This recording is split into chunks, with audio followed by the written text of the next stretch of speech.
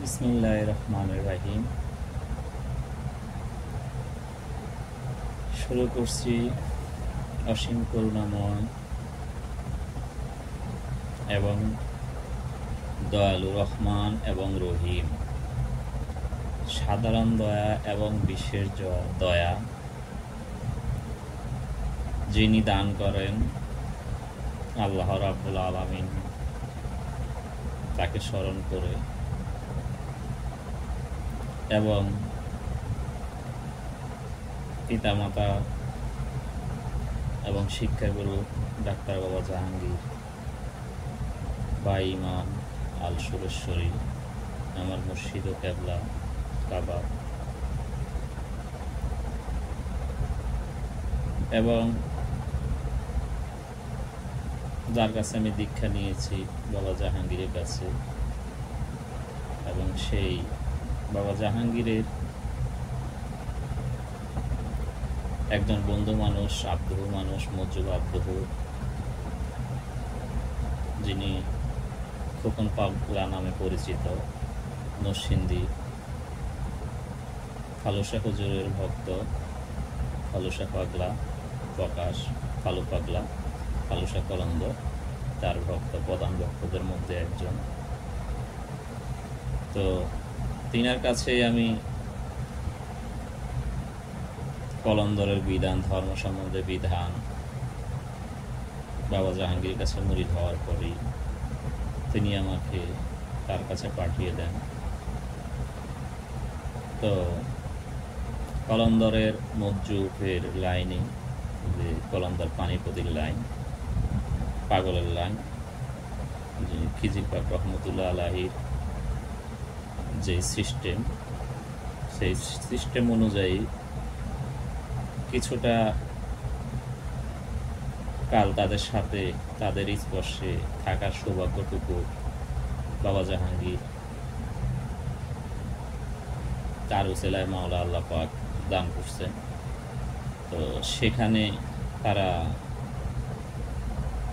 যেভাবে ধর্মের মতো চলে, বিধান, কলন্দরী আইন, কলন্দর আসলে তারাই কলন্দর, যারা মোহমুক্ত মানব সত্তা, তারাই কলন্দর, যে ষড়রূপ বন্ধন থেকে যারা মুক্ত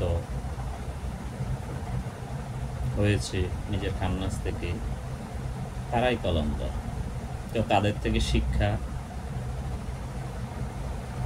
যে ধর্ম আসলে কি, ধর্ম এবং জন্ম সম্বন্ধে আমি আজকে আলোচনা করব। তো ধর্ম মানতে গেলে আগে আসে জন্মের কথা, পরে আসে ধর্ম। আচ্ছা, কথায় আছে জন্মের থেকে ধর্মের বিধানই বড়। আচ্ছা, তাহলে যদি সেটাই হয়, তাহলে আগে আমার জানা লাগবে জন্ম, এরপরে মানা লাগবে ধর্ম। কারণ আমার যদি জন্মটাই না হইতো, তাহলে তো আমার ধর্ম দরকার ছিল না, তাই না? তো পীর মুর্শিদকে স্মরণ করে এবং গুরুজনদেরকে স্মরণ করে বাবা জাহাঙ্গীর, বেদম ওয়ারসি, আক্তার শাহ, সিরাজ শাহ, ফালু শাহ, কাদুম শাহ, মোহাম্মদ আলী শাহজাহান, এই মসজিদদের চরণে স্মরণ করে আমি শুরু করছি জন্ম সম্বন্ধে। আসলে আমাদের জন্ম কিসের থেকে? তাই আমরা কোরআনের দৃষ্টিতে যদি আমরা দেখি, তাহলে আল্লাহ পাক বলছে, আমি তোমাদেরকে মাটি এবং 18 জাতির পদার্থ এবং পঞ্চভূত, যেটা সনাতন শাস্ত্র অনুযায়ী বলে আগুন, পানি, মাটি, পাতা, সেটা আমাদের কোরআন মতোই বলা হয় যে পাচ্ছি যে আমাদের শরীর গঠন। তাহলে এই জন্যই বলা আছে, যাহা আছে বিশ্ব মানব ভাণ্ডে তাহা আছে ক্ষুদ্র, যাহা আছে বিশ্বে মানব ব্রহ্মাণ্ডে তাহা আছে ক্ষুদ্রই মানব ভাণ্ড। যদি আমরা সেটা মানি ধর্মের কিতাব অনুযায়ী, পরম প্রভু আল্লাহ রাব্বুল আলামিনের বিধান অনুযায়ী, তাহলে আমাদের শরীরে আগুন, পানি, মাটি, বাতাস, আকাশ চারটার অস্তিত্বই খুঁজে পাওয়া যায়, বিজ্ঞানও প্রমাণ করে এবং ধর্মের কিতাবও তা প্রমাণ করে। অনেকে বলতে পারেন মাটি, সে অবশ্যই মাটি আছে এবং এই মাটি, আগুন, পানি, মাটি, বাতাস, আকাশ এই চারটাই আমাদের শরীরে দিব্যমান আছে। এখন কেউ বিশ্বাস করতেও পারেন, নাও করতে পারেন, সেটা আপনাদের তকদির। কারণ ধর্মের মধ্যে জোর জবরদস্তি নাই, স্বাধীনতা আছে। আল্লাহ তাআলা এই জন্য আমাদেরকে স্বাধীনতা দান করেছেন। যে ইচ্ছা শক্তি, স্বাধীনতার কি ইচ্ছা শক্তি, যে তুমি ইচ্ছা করলে ভালোটাও গ্রহণ করতে পারো, ইচ্ছা করলে তুমি খারাপটাও গ্রহণ করতে পারো, কিন্তু তোমার তকদির নির্ধারিত আগের থেকে। এই তকদিরের বিষয় আবার আসতে গেলে চলে আসে জন্মান্তরের বাদ, যেটা অনেকে শুনে মনে করবেন আমাদের সমাজে অনেক ধরনের দল এবং মতবাদ আছে এবং প্রত্যেকের স্বাধীনতা আছে, বাকশক্তি স্বাধীনতা আছে, তাদের নিজস্বভাবে তারা ধর্ম রিসার্চ করতে পারে বা ইচ্ছা প্রকাশ করতে পারে, সেটা কোনো সমস্যা নয়। কিন্তু মূল বিষয়টা বুঝতে হবে যে কোরআন থেকে মূল বিষয়টা কি। আপনি মানলেন কি মানলেন না যে আমার শরীর কি পঞ্চভূতের সৃষ্টি নাকি, কেমন হিন্দু শাস্ত্রের মতো কথা হয়। আসলে শাস্ত্র কখনো ভিন্ন নয়, শাস্ত্রের বিধান, ধর্মটাকেই বিধান বলা হয়। আপনার পরবর্তী যে শাস্ত্র বানাই ফেলি, একটা সমাজ গোত্র হিসাবে একটা শাস্ত্র বানাই ফেলি, আসলে সেটা না। শাস্ত্র হলো যে বিধির বিধানে যে আইন আছে সেটাই শাস্ত্র জ্ঞান, মানে বিধাতার যে জ্ঞান, কিতাবে যে জ্ঞান আছে, সত্য প্রকাশ আছে, সেটাই শাস্ত্রের জ্ঞান। যেটা হুকুম করা হয়েছে সেটাকে মেনে নেওয়া, আর যেটা হুকুম করা হয় নাই সেটাকে বর্জন করা, সোজা এক কথা। তো আমরা কেন মানব না, তা আমি কিছু প্র্যাকটিক্যাল আপনাদেরকে বুঝাচ্ছি। কারণ বাবা জাহাঙ্গীর বলতেছে কোরআন প্র্যাকটিক্যাল, প্র্যাকটিক্যালের সাথে যদি মিল না থাকে তাহলে সেই বিশ্বাসের 2 পয়সাও কানা করে মূল্য নেই। আগে কোরআন বুঝতে হলে প্র্যাকটিক্যাল আপনার কোরআন বুঝতে হবে, আল্লাহর রহস্য এটা বুঝতে হবে। আর বুঝে নেওয়ার জন্য অবশ্যই আপনার মন মানসিকতা থাকা লাগবে। আর আপনি তখনই বুঝতে পারবেন যদি আপনি নিরপেক্ষ হন। যদি ধর্মের দোহাই দিয়ে কে হিন্দু, কে বৌদ্ধ, কে খ্রিস্টান, কে মুসলমান, কে জৈন, কে শিয়া সুন্নি দল মতবাদ, সেগুলো যদি হিসাব করেন তাহলে আপনি কখনোই সত্যটা ধারণ করতে পারবেন না। তাহলে সর্বপ্রথম আপনার নিরপেক্ষ হওয়া লাগবে। কারণ কেন নিরপেক্ষ হওয়া লাগবে? আল্লাহ কোরআনে বলতেছে আমি মহানিরপেক্ষ। মহানিরপেক্ষটা আমরা অবশ্যই বললাম আল্লাহ নিরপেক্ষ এই জন্য, কারণ সে মহান, এই জন্য মহানিরপেক্ষটা আমরা বলি। তো নিরপেক্ষ আল্লাহ ধর্ম মানতে গেলে নিরপেক্ষভাবে গবেষণা করা লাগবে, এটাই স্বাভাবিক ভাই। মেনে নেওয়াটাও আপনার তকদির, না মেনে নেওয়াটাও তকদির। তো যেটা বলতেছিলাম যে জন্মান্তরবাদ, হয়তো বা ভাববেন কি জন্মান্তরবাদ এটা কেমন কথা, ধর্মে কি জন্মান্তরবাদ আছে? অবশ্যই আমি বলবো ভাই আছে, এটা আমার কোরআনেরই কথা। আপনারা খুঁজে নিলেই দেখবেন যে খালি হিন্দু শাস্ত্রের কথা নয়, বরং আমাদের মুসলমান ধর্মে আল্লাহ পাক রব্বুল আলামিন বলতেছে জন্মান্তরবাদ আছে। দেখবেন আল্লাহ বলতেছে সূরা বাকারা, খোঁজ করে দেখবেন যে তোমরা প্রথমে মৃত ছিলা, পরে তোমাদেরকে আমি জীবন দান করলাম এবং পরবর্তীতে তোমরা মৃত হবে, আবার তোমাদেরকে আমি জীবন দান করব এবং পরবর্তীতে তোমরা আমার দিকে আসতে হবে।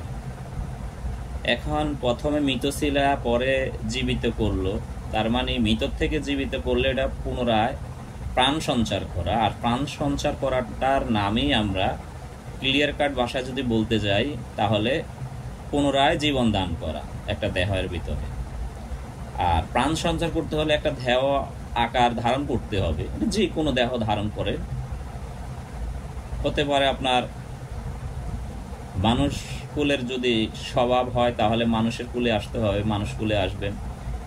যে লালন ফকিরে বলে গেছেন যে 84 লক্ষ জনি ঘুরে আমাদের আসতে হয় মানব জন্মে, এই জন্যই মানব জন্ম উত্তম জন্ম। আমি যদি পশুর কাজ করি তাহলে পশুত্ব জনিতে আমাকে জন্মগ্রহণ করা লাগবে। এটাই আল্লাহ তাআলা বলতেছেন। কারণ জন্মান্তরবাদ যদি আপনি মেনে না নেন তাহলে কখনোই ধর্মের সত্য আপনি খুঁজে পাবেন না। কারণ ধর্মের বিধানে দেখবেন, সমাজের বিধানে দেখবেন, কেউ গরিব, কেউ ফকির, কেউ বাদশাহ, কেউ রাজা, কেউ মন্ত্রী, কেউ মিনিস্টার, তখন আপনার মনের অজান্তেই এক সময় খোদার উপর দোষ চাপাবেন, হয়তো হতাশা করে, যে আল্লাহ তাকে রাজা বাদশাহ কেন বানাইল কিন্তু আমাকে কেন বানাইলো না, বা আমার এত দুঃখ তার কেন এত সুখ। আসলে আল্লাহ বলেন তোমাদের কর্ম অনুযায়ী আমি ফল দিই, নিয়তার মান বরকত। আপনি যে পরিবেশে মানুষ হয়েছেন, যে শিক্ষায় মানুষ হয়েছেন, সেই শিক্ষার মধ্যেই আপনার পরবর্তীতে বুঝে হওয়ার পরে কর্মজীবন শুরু হয়। এই জন্য আপনি কর্মতে রূপান্তরিত করে ফল যেটা ভোগ করা সেটাই ভোগ করেন। এটা পূর্বজন্মের সাথে আপনার কর্মের অ্যাড। কারণ আল্লাহ তাআলা বলতেছে আমি প্রত্যেকটা শিশুকে নিষ্পাপ করে পাঠাই। তো নিষ্পাপ করে যখন পাঠান তিনি, তাহলে আপনার আমার তো পাপ থাকে না হিসাবে।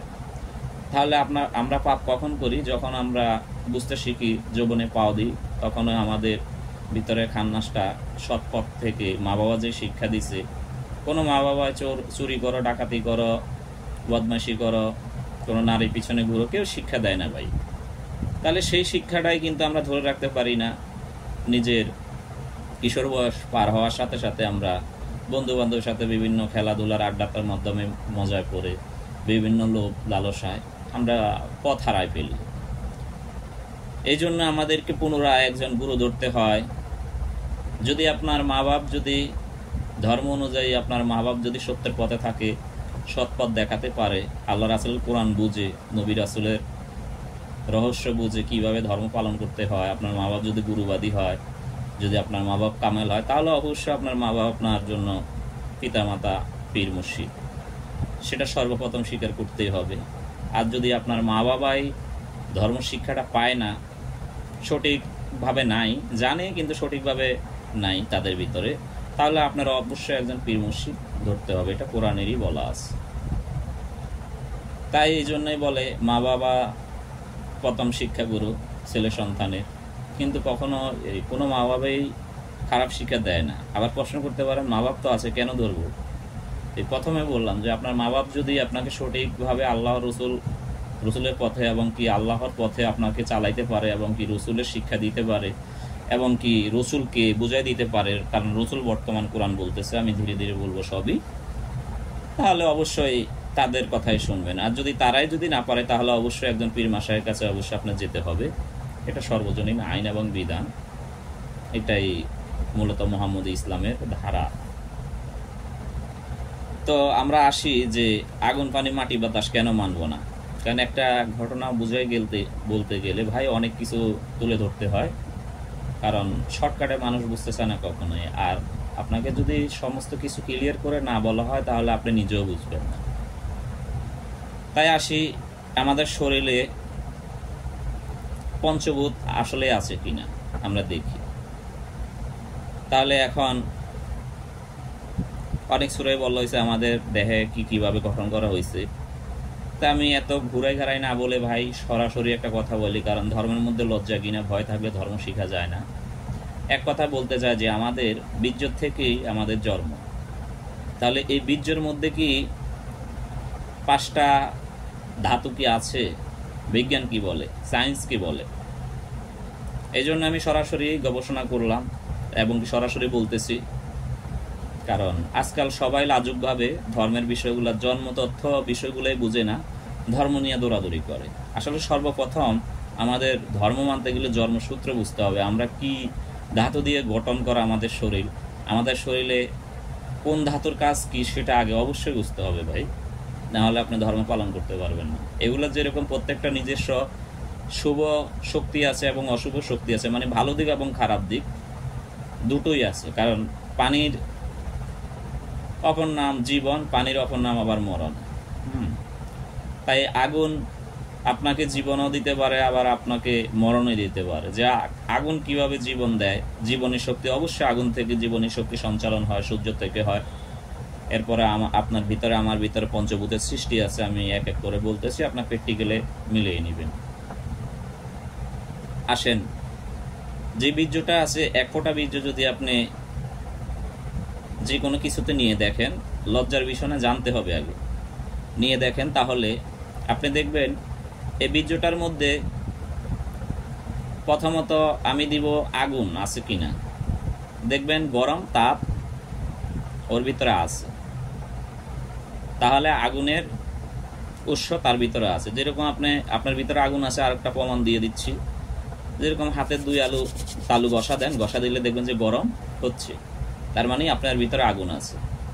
যদি আপনি খাওয়া খাইতেছেন, যদি আগুন ভিতরে মেশিন যদি না চালু থাকে, হজম শক্তি যদি মনে করেন, বিজ্ঞানের ভাষায় কি বলে জানি না আমি, যদি আপনার পাকস্থলীতে মনে করেন হজম ক্রিয়া কাজ শুরু না করে, তখন কিন্তু আপনি অন্য সমস্যা হয়ে যায়। তাহলে এই আগুনের তাড়নায়, আগুনের জন্যই, ভিতরে তাপমাত্রার শক্তির জন্যই এক ধরনের, এটা কি বলে বিজ্ঞানের ভাষায়, এক ধরনের রসায়ন সৃষ্টি হয়, যার জন্য আপনার শরীরের খাওয়ানগুলা পচে। এটা পরবর্তীতে পাকস্থলীতে এটা রিফারিং করে রক্ত, ক্যালসিয়াম, শক্তি যার যেভাবে যাওয়ার সিস্টেম অনুযায়ী চলে যায়। তাই বলতেছি যে আপনার ভিতরে আগুন পাইলেন, স্পষ্ট ক্লিয়ার, তাহলে আগুনের শক্তি আছে সেটা আপনার মানতে হবে। এই জন্য আগুনের শক্তি যদি আপনার ভিতরে কাজ না করে, তাহলে আপনার কিন্তু খাইছেন, হজম হবে না, আপনার সমস্যা হবে, যার জন্য প্রাণঘাতী হইতে পারে। এই জন্য আগুনকে বললাম যে আগুন আপনার প্রাণ ধ্বংস করতে পারে, আবার বাঁচাইতে পারে। কারণ বাঁচানোর জন্য তার সংস্কৃত ক্রিয়ায়, মানে তার ভিতরে যে ক্রিয়াগুলো উৎপাদন হয়, সেই ক্রিয়াগুলোর দ্বারাই আপনার ভিতরে কন্ট্রোল করতেছে। তাহলে আগুন পাইলেন, আগুন পাওয়ার পরে দেখেন আগুন মাটি, তাহলে দেখবেন মাটিটা কি, বীর্যের ফোঁটাটার মধ্যে ভিতরে দেখবেন অনেক সময় অনেক শুক্রকীট আছে জীবন্ত, যেটা বিজ্ঞান প্রমাণ করে। এক ফোঁটা বীর্যের মধ্যে লক্ষ লক্ষ শুক্রকীট থাকে, এবং কি ঘন আঠালো, ভিতরে বিভিন্ন ধরনের মাটির মতো দেখতে পাবেন, যদি মাটি না, চাকা চাকা অবস্থায় দেখতে পারবেন, যেটাকে বলা হয়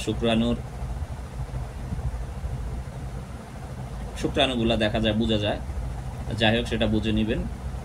তো ওখানে মাটির অস্তিত্ব পাওয়া যায়, এবং কি আপনি যদি বীর্যটাকে একটু সামনের থেকে নিঃশ্বাস নেন বা গ্যারান শুনতে যান, দেখবেন যে একটু মাটির গ্যারান আছে, আপনি বুঝতে পারবেন। আসলে এই জন্য ক্লিয়ার করে বুঝতেছি, ধর্ম বিষয় বুঝতে গেলে আগে জন্ম তথ্য জানতে হবে। এই জন্য বারবার বলতেছি, কেউ ওইভাবে দেখবেন না, কারণ আমি বুঝিয়ে বলার জন্য বলতেছি। এই জন্য আপনি মাটির অস্তিত্ব খুঁজে পেলেন, সেখানে মাটির একটা দেখবেন যে সুবাস পাওয়া যাচ্ছে, যেরকম মাটির একটা গ্যারান আছে, আপনি ওটা পাবেন, অবশ্যই পাবেন। তাহলে মাটির অস্তিত্ব পাওয়া গেল, কি পাওয়া গেল, আগুন পাওয়া গেল, মাটি পাওয়া গেল। এখন বাতাস আসেন, তার দেখবেন একটা সুগারান আছে, আর বাতাসেরও কিন্তু অবশ্যই একটা সুগারান আছে। তখন ওই বাতাসের অস্তিত্ব আপনি পেয়ে গেলেন সুগারানের মাধ্যমে, কারণ বাতাস সারা সুগারান ছড়ায় না, আর অবশ্যই যেটা সুগারানের দ্বারাই এই সুগারান বাতাসে মিশে যায়, এই জন্য তার বাতাসের অস্তিত্ব তার মধ্যে আছে। এবারকে আসেন, আগুন গেল, পানি গেল, মাটি গেল, বাতাসও পেলেন, এবারকে আকাশ।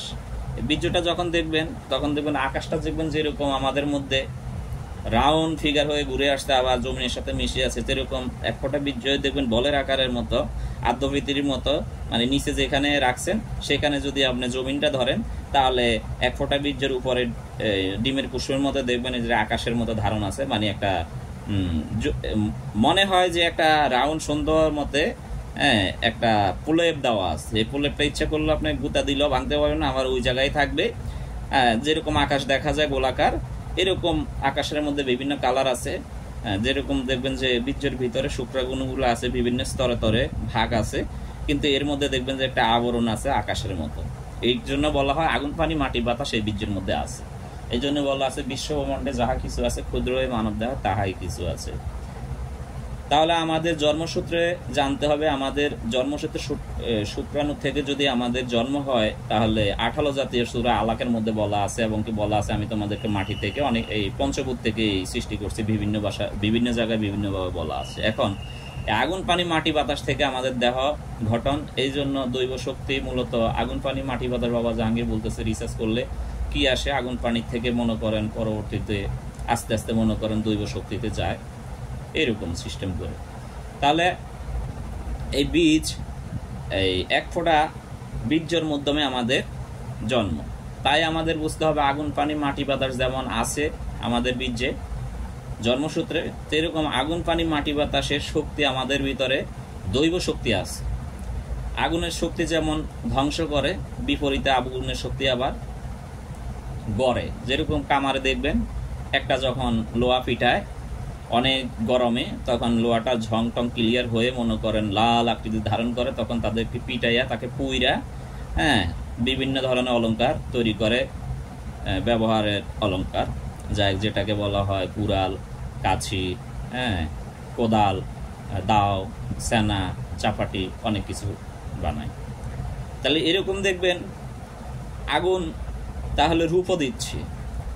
এই জন্য আমাদের ভিতরে যে আগুন আছে, আমরা এই আগুনটাকে দিয়ে একজন মুর্শিদের কাছে গিয়ে যে প্রেমের যে আগুন, যে অদৃশ্য যে আগুন, জ্বালাময়ী আগুন, সত্যের সন্ধানে চলতে গেলে যেই শয়তানের সাথে ইবলিস খান্নাস মধ্যের সাথে যুদ্ধ করতে হয় অদৃশ্যভাবে নফসের সাথে, যে জিহাদে, ওইটাই জিহাদে আকবর। তো এটাতে যদিও ছুরি তরবারি না থাকে কিন্তু ভয়ঙ্কর যুদ্ধ হয়। অদৃশ্য ছুরি তরবারি অনেক ধারালো ধারালো অস্ত্র থেকেও অনেক ভয়ঙ্কর অস্ত্র, যেটা একদম সাধকে বুঝতে পারে, সাধনা করতে গেলে সেই হারে হারে টের পায়। তো এই আগুন পুড়িয়ে আমাদেরকে সারকার করে দেয়। এই আগুনটাকে মূলত বলা হয়েছে হিংসা স্বরূপ, ধ্বংস করে দেয়। তাহলে আমাদের মনে হিংসা অহংকার থাকলে, এই জন্য বলা হয়েছে হিংসা অহংকার পতনের মূল। তাই আমাদের মধ্যে আগুনের স্বভাবটা আছে, যার জন্য আমাদের হিংসা অহংকার বাড়ে, কমে, অনেকের ব্যালেন্সে থাকে। মূলত এই আগুনের স্বভাবটা আমার জানতে হবে। আবার এই আগুনের স্বভাবটা আমার খাঁটি করে আমি যদি পরিশ্রম করে সঠিক একটা পথে খাটাই, তখন কিন্তু এই আমার জিদ, রাগ, অনুরাগ একটা কাজে আসে, তখন ওইটা কিন্তু আগুনের প্রভাব থেকে হয়, ওই শক্তির থেকে, দৈব শক্তির থেকে। এখন আসেন পানি। পানির স্বভাব হলো, তাহলে আগুনের স্বভাব হলো পুড়িয়ে ছাই করে খাঁটি করা এবং পুড়ি ছাই করে বিনাশ করে দেওয়া, দুইটা। এখন আপনার দুই দিকে হইতে পারে, যেদিকে আপনার পজিটিভ ওই দিকে খাটাবেন, এক। আর দ্বিতীয়তে পানির স্বভাবও কিন্তু কুমন্ত্রণা দেওয়া এবং যান বাঁচানো এবং ধ্বংস করা। কারণ আমার জন্মসূত্রে যদি পানি হয় তাহলে পানিতেই জন্ম, আর যেখানে জন্ম সেখানে আমার মৃত্যু অবধারিত। লালন ফকির বলে গেছে, যতবার করিবে হরণ ততবার হইবে মরণ।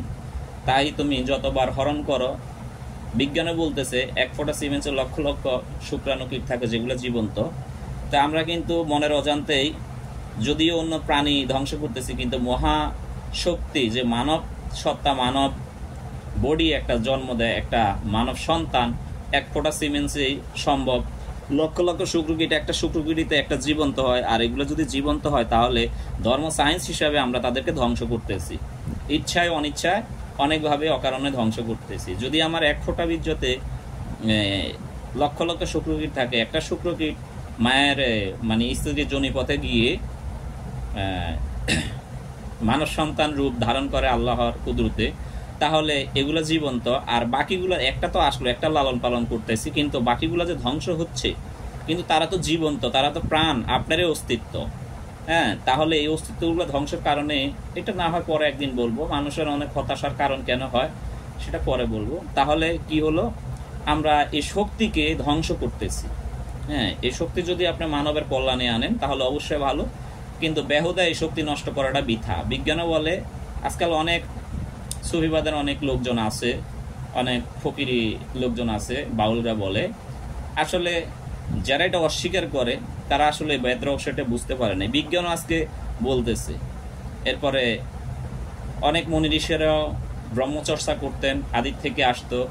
কারণ আপনি এই ব্রহ্মচর্চা না করে, এই সাধনা না করে কিভাবে আপনি পরম জ্ঞান পাবেন? কারণ বিজ্ঞানে বলতেছে আপনার শরীরে যেই বীর্যটা সৃষ্টি হয় সেটা বেশ কিছুদিন 4 মাস ধরে রাখা হয়, তাহলে আপনার শরীরে একটা আলাদা অন্যরকম এনার্জি ফিল হয়, যে এনার্জি থেকে আপনার অসম্ভব কাজগুলোকে সম্ভব করতে পারেন। তাহলে বিজ্ঞানে প্রমাণ করতেছে হরমোন শক্তি যার যত বেশি থাকবে, সে চিন্তা চেতনা তার তত বেশি থাকবে এবং তীক্ষ্ণ থাকবে। তার জন্য অনেক রাস্তায় সহজ হয়ে যাবে। কারণ জ্ঞানের আলোর প্রদীপটাই হরমোন শক্তি। কারণ আমরা যখনই কিশোর থাকি, ছোট থাকি, তখন কিন্তু পূর্ণ জ্ঞান হয় না। কেন এই জ্ঞান হয় না? কারণ যৌবনটা আসে না। এই যৌবনটাই হলো আমাদের, যৌবনী শক্তিটাই হলো বীর্য শক্তি, যে আল্লাহ তাআলা ঐশ্বরের একটা শক্তি মনের ভিতরে জন্মসূত্রে যেটা আমাদের ভিতরে থাকে। এক সময় সে ধীরে ধীরে মনে করেন আমাদের খাওয়ার মাধ্যমে শরীরে বয়সের সাথে সাথে এই বীর্য শক্তিটা অটোমেটিক বাড়ে। এই জন্য আমাদের জ্ঞান বিকাশ হয়। ক্যালসিয়াম যত কিছু, অনেক ধরনের ক্যালসিয়াম, পটাশিয়াম মূলত এর থেকেই সৃষ্টি হয়। রক্ত, বীর্য, এগুলা থেকেই সৃষ্টি হয়। তাহলে এগুলো আমি বিস্তারিত নাই বললাম। তাহলে এই মূলত বীর্য শক্তি যার যত বেশি স্থায়িত্ব ধরে রাখতে পারছে, সে তত গবেষণা করলে আধ্যাত্মিক রাজ্যে সে গবেষণা বেশি যাইতে পারবে। এটাই স্বাভাবিক, বিজ্ঞানও তাই বলে। আপনি ফেলে দেন সেটা আপনার বিষয়, কিন্তু আপনি কখনো রহস্য জগতের জ্ঞান যদি ধরতে চান তাহলে নিজেকে কিছুদিন সাধনায় থাকতে হবে। এই জন্য বলা হয় যুদ্ধের ময়দানে নারীদের প্রবেশ নিষেধ। কেন? এটা মেজাজি যুদ্ধে বলা আছে যুদ্ধের ময়দানে নারীদের প্রবেশ নিষেধ। কারণ একটা সৈনিক, একটা যোদ্ধা যখন যুদ্ধের ময়দানে থাকে তাকে যুদ্ধের জন্য প্রস্তুত করা হয়, এবং অনেক কুমারী বয়সেও থাকে, বিবাহিত ছাড়াও থাকে, বিবাহ যারা করে তারাও থাকে, অনেক সাহাবা যাদেরকে যোদ্ধা বলা হয়েছে। তো তারা অনেক শক্তিশালী ছিল, কিন্তু যুদ্ধের ময়দানে তো সবলদেরকে নেওয়া হইতো, দুর্বলদেরকে নেওয়া হইতো না। তো সবল শক্তি যদি আপনার যদি শরীর ঠিক না থাকে, বডি ফিটনেস ঠিক না থাকে, তাহলে যুদ্ধ হবেন কিভাবে আপনি? আর একটা যোদ্ধা কিন্তু বাস্তবে, যেরকম মাওলা আলীর যদি উদাহরণ দেওয়া হয়, মাওলা আলী একাই একটা সেনাপতির, একটা সেনা যুদ্ধের ময়দানে সেনা দলের মধ্যে যতগুলো যোদ্ধা থাকে, তাদের থেকে যদি 20-50 জন থাকতো, 100 জন থাকে, এর মধ্যে এই শক্তিটা মাওলা আলীর মধ্যে দিব্য আল্লাহ তাআলা দিয়ে দিয়েছিল। এই জন্য তাকে বলা হয় শেরে আলী বলা হয়, মানে সোহাসের শক্তি আল্লাহ তাআলা আলীর মধ্যে দিয়ে দিয়েছিলেন। এই জন্য রসুল পাকে বলে পানকন্ত মাওলা পামান আলী মাওলা, আমি যার মাওলা আলীও তার মাওলা। যাই হোক, সেই বিষয়ে পরে বলি। এই জন্য আপনার যুদ্ধের ময়দানে শক্তি থাকতেই হবে। কেন যুদ্ধের ময়দানে নারীদের প্রবেশ নিষেধ? এই জন্য যুদ্ধের ময়দানে নারীদের প্রবেশ নিষেধ, কারণ নারীরা কারণ পুরুষের স্বভাব নারীর কাছে দুর্বল, কামনা ভাব থাকবেই, তার জন্মসূত্র এটা আছে, এটা ফেলে দেওয়ার মতো না, এটাকে কন্ট্রোল করা যায়, কিন্তু ভাব থাকবে, কামনা ভাব উদয় থাকবে। যে মুনি ঋষি যারা সাধনা করে তাদের বিষয়টা অনেকটা আলাদা, তারা কন্ট্রোলে রাখতে পারে, সেটা তাদের আয়ত্তের ভিতরে নিয়ে আসে, তারা ষড়রিপু নিজের কন্ট্রোলে নিয়ে আসে। সেটা ধীরে ধীরে একদিনে তো আর বলা সম্ভব না, আপনাদেরকে পরবর্তীতে ভেঙে বলবো। এই জন্য একটা যোদ্ধা একটা নারীর কাছে দুর্বল থাকে। একটা সুন্দরী রমণী দেখলো ইশারায়, আসো, আমি তোমার জন্য রেডি, তাহলে কি ওই যোদ্ধা কিন্তু কামনা ভাব উদয় হয়েছে, কিন্তু চলে গেল। কিন্তু কি করলো, কিছু করার আগ মুহূর্তে সে তার সাথে সামনাসামনি গেল, পিছন থেকে শত্রুরা মনে করেন তার গলাটা কেটে দিল। কিন্তু যুদ্ধের ময়দানে একজন যোদ্ধা, মহাপুরুষ শক্তিশালী যোদ্ধা, মনে করেন আপনার 50টা সৈন্যদের জন্য, সাধারণ সৈন্যের জন্য একজন যমদূত, তাহলে একটা সৈন্যকে, শক্তিশালী সৈন্যকে একটা দুর্বল নারী দিয়ে শেষ করে দিতেছে। এই জন্য রসুল পাকে বলা হয়েছে যুদ্ধের ময়দানে নারীদের প্রবেশ নিষেধ। এই জন্য বলা হইল যে শরীয়তের হাদিসটা তুলে নিলাম আমি। কেন তুলে নিলাম? এটা রেফারেন্সের দরকার আছে। যেহেতু মহানবী ভক্তদেরকে বলছে বিদায় হজে এবং গাদিরে ঘুমে বলছে যে তোমরা এতদিন যা যুদ্ধ করছো, এখন একটা যুদ্ধ তোমাদের রয়ে গেছে। তো সাহাবারা বললো, ইয়া রাসূলুল্লাহ, সেই যুদ্ধটা কি? যে তোমরা এতদিন যে যুদ্ধ করছো সেই যুদ্ধ হলো জিহাদে সগীর, এখন যে যুদ্ধ করবা জিহাদে কবির। সগীর মানে ছোট, জিহাদ মানে যুদ্ধ, কবির মানে বড়, জিহাদে কবির। যে এটা কিরকম যুদ্ধ বলতে, তো এখানে শত্রু আছে, অদৃশ্য শত্রু, যে শয়তান ইবলিস খান্নাস মদ্দুতকে বলা হয়। শত্রু আছে, কিন্তু নিজের নফসের প্রতি যুদ্ধ করবা, নফসকে শত্রু থেকে, খান্নাস থেকে মুক্ত করবা। এখানে যদি তরবারি নাই, কিন্তু ভয়ঙ্কর ধারালো তরবারির থেকেও আরো ভয়ঙ্কর অস্ত্র, এখানে অদৃশ্য অস্ত্র আছে। যে তোমরা এই নফস থেকে খান্নাসকে যুদ্ধ করার জন্য যে যুদ্ধটা আজকে করবা, সেটাই হলো জিহাদে আকবর, মানে বড় যুদ্ধ। তাহলে আমরা পেলাম কি, ছুরি তরবারি যুদ্ধ ধর্মযুদ্ধের লাগে, ধর্ম যখন প্রতিষ্ঠিত করতে হয়, এই যুদ্ধটা মহানবী আমাদেরকে নিষেধ করে দেওয়া হয়েছে। কিন্তু তো জিহাদ করো, কিন্তু প্রতিবাদ করো, কিন্তু ছুরি তরবারির নয়, যুক্তি দিয়ে, জ্ঞানের দিক দিয়েই। কারণ ইসলাম যারা গ্রহণ করবে তারা শান্তি, আর যারা শান্তি গ্রহণ করবে তাদেরকে অস্ত্র তরবারি ভয় দেখিয়ে নয়। এক শ্রেণীর লোক আছে, এখন অনেকে বলে যে রসুল পাকে কাফেরের বিরুদ্ধে যুদ্ধ করছেন, অস্ত্র ধারণ করছেন। অবশ্যই রসুল পাকে দেখবেন যে আপনারা অবশ্যই গবেষণা করলে দেখবেন রসুল পাকে কখনোই কাফেরদের বিরুদ্ধে যুদ্ধ চাপাই দিতেন না, রসুল পাকের দিকে যখন চাপাই দিতেন রসুল পাক তা প্রতিহত করতেন। যাই হোক, এখন এই যুদ্ধের ময়দানে এই জন্য নারীদের প্রবেশ নিষেধ। এই জন্য বাবা জাহাঙ্গীর বলছে তোমরা সাধনার সময় স্ত্রীদের সঙ্গ ত্যাগ করো, এটাই ভালো। কিন্তু যদি স্বামীরা চায় স্ত্রীদের সঙ্গ নিতে পারবে, কিন্তু সাধনা পূর্ণতা আসবে না, সোজা কথা এক কথা শেষ। এই জন্য বলা হয় যে 4 মাস তুমি দেহের ভিতরে ভ্রমণ করে। 4 মাস যখন আমাদের বীর্য শক্তিটা মনে কর নিজের মধ্যে থাকে, অনেকদিন কন্ট্রোলে থাকে, যেরকম নিরামিষ খাওয়াতে আমাদের ভিতরে ক্রিয়াগুলা দমন হয়ে থাকে, এই জন্য কামনা ভাবটা উত্তেজিত হয় না। এই জন্য বলা হয় সাধনাতে নিরামিষ খাওয়ার দরকার। হ্যাঁ, গোছ মাছগুলা খায় না। তো একটা সাধকের ভিতরে যখন নিশি জাগ্রত করে, কিন্তু রাত্রে জায়গা ইবাদত করে, তখন তার ভিতরে মনে করেন যখন সে পাহারা দেয় তখন তার চুরি হয় না, এই বস্তুধনটা আর চুরি হয় না। যার জন্য অনেকদিন পরে 3 মাস 4 মাস যখন এক জায়গায় স্থির হয়ে যায়, তখন সে একটা শক্তি অর্জন হয়। এই শক্তি দিয়ে যখন তার মনোবল একটা শক্তি হয়, তখন সে সাধনায় অনেক তৃপ্তি লাভ করে। এটাই মূল সূত্র। এই জন্যই বলা হয় আপনার বীর্যকে ধ্বংস করা যাবে না, এটাকে নিজের মধ্যে রাখো, যত ধ্বংস কম করে ব্যবহার করতে পারো ততই ভালো। এতে রোগ প্রতিরোধ ক্ষমতাও বাড়ে, বিজ্ঞানতায় প্রমাণ করে। আর যারা মানবে না সেটা হলো অন্য বিষয়, সেটা তাদের মন গড়া বিষয়। কিন্তু এটা সাধনা নয়, কিন্তু সাধনা অংশ অবশ্যই। কারণ যে কন্ট্রোলে চলে আসে সব রিপু নিয়ন্ত্রণে, তার এটা না করলে হয়। কিন্তু আমি যুদ্ধের ময়দানে গিয়ে যদি হার মেনে যে একটা নারীর কাছে, তাহলে কি হলো? আমি তো পুরুষ হলাম না। হ্যাঁ, লিঙ্গ থাকলে পুরুষ হয় না। নারীকে জয় করতে পারলে পুরুষ হওয়া যায়। নারীর মধ্যে তৃপ্তি, নারীকে পূর্ণভাবে তৃপ্তি দিতে পারলে আপনি পুরুষ নইতে বা পুরুষ নয়, আপনি পুরুষের ভাব নিয়ে বসে আছেন। যাই হোক, সেগুলো পরবর্তী বলি। এই জন্য আমাদের ধর্ম মানতে গেলে জন্ম হিসাব মানতে হবে। এই জন্য আমাদের এই যে পানির স্বভাবগুলা, যেটাকে বললাম পানির স্বভাব কুমন্ত্রণা, এই জন্য এই কুমন্ত্রণা আমাদের কাম থেকে, মানে পানির থেকে জন্ম। এই জন্য আমাদের কাম রিপু সবসময় কুবাসনা দেয়।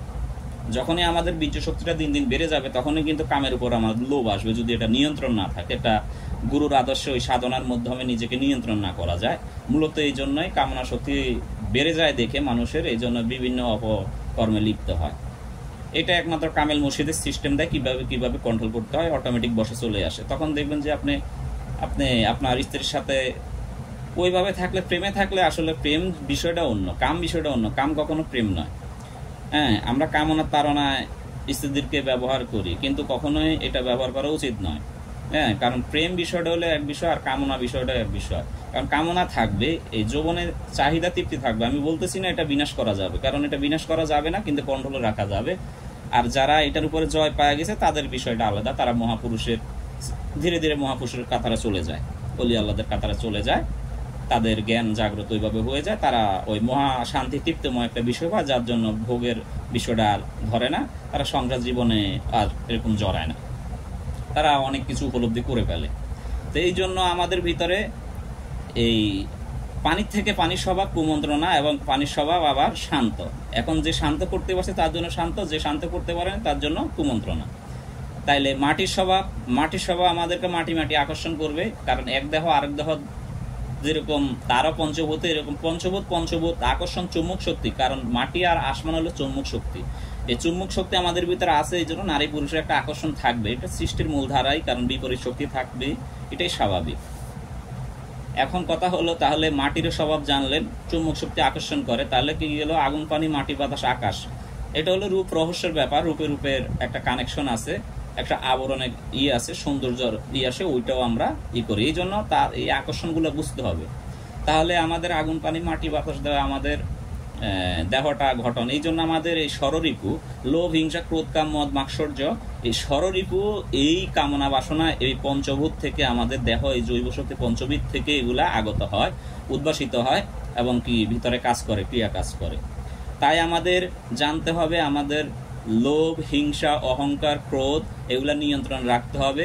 কারণ এই পঞ্চভূতের সৃষ্টি, এগুলা ধারা, এগুলাকে কন্ট্রোল রাখার নামই হলো, কন্ট্রোল করে ধর্ম অনুযায়ী সঠিক পথে চলাটাই নাম হলো সঠিক পথে চলা, রাসূলের বিধান মতে চলা, যেভাবে আদেশ করা হয়েছে। কারণ সবকিছু কন্ট্রোলে থাকতো, তাহলে আমাদের লোভ জাগ্রত হবে না, হিংসা জাগ্রত হবে না, অহংকার হবে না। এগুলা জাগ্রত অবশ্যই থাকবে, কিন্তু একবারই বিনাশ করা যাবে না। কিন্তু ভালো পজিটিভ কাজে খাটানো যাবে, নেগেটিভ কাজে না খাটাইলেই হয়। তাহলে জন্ম সম্বন্ধে আমরা জানলাম, ধর্ম সম্বন্ধে এই ক্রিয়াগুলো আমাদের ভিতর কাজ করে, সেটা আমরা মেনে নিলাম। আর যে মেনে নিলে তো নিল, আর যে নিল না তারও করা কিছু নাই, তকদির নির্ধারিত। তবে আমি খুলে বললাম। এখন আসেন আমাদের ধর্ম, ধর্ম কোনটা? ধর্ম যদি মানতে হয় সর্বপ্রথম আগে ধর্মে তো হলে বিশ্বাস। কি বিশ্বাস? বিশ্বাস থাকতে হবে পরম প্রভু একজন আছে, আল্লাহ আছে, রসুল আছে, প্রেরিত রসুলরা আছে, মোহাম্মদ আছে, এরপরে আসমান জমিন এগুলা আছে, স্বর্গ নরক, বেহেশত দোজখ এগুলা আছে। তাহলে এগুলো আমরা বিশ্বাস করলাম। এবং কি বিশ্বাসটা কিসের উপর করলাম? এটা অদেখার উপরে এবং আবার দেখার উপরে। প্রথমে অদেখার উপরে ইমানদার হইলাম, পরবর্তীতে বলতেছে, আল্লাহ বলতেছে, হে ইমানদারা, তোমরা যারা ইমান আছে তারা পুনরায় ইমান আনো। তো পুনরায় ইমান কাদেরকে আনতে বলছে? আবার ইব্রাহিম নবী তার গোত্রকে বলতেছে, তার সন্তানদেরকে বলতেছে, তোমরা মুসলমান না হয়ে মৃত্যুবরণ করো না। তাহলে মুসলমান দলগত মুসলমান নয়, মা বাপ মুসলমান থাকলে ধর্ম তাকে মুসলমান বলে না, কোরআন তাকে মুসলমান বলে না। আল্লাহ বলতেছে তোমাদেরকে নিষ্পাপ করে দেওয়া হলো, নিষ্পাপ সন্তানটাই মুসলিম। যখন তোমরা যৌবনের সাথে সাথে অনেক আকাম কুকামে লিপ্ত হও, তোমাদের লোভ লালসা করে যাও, তখনই তোমরা ধর্মের থেকে পাপিষ্ট হয়ে যাও। তখন তোমাদের ক্রিয়া যখন অটোমেটিক কার্যকলাপ শুরু হয়, তখনই তোমরা ধর্মের থেকে বিচ্ছিন্ন হয়ে যাও, মানে পাপ থেকে, পুণ্য থেকে তোমরা পাপের কাছে চলে যাও।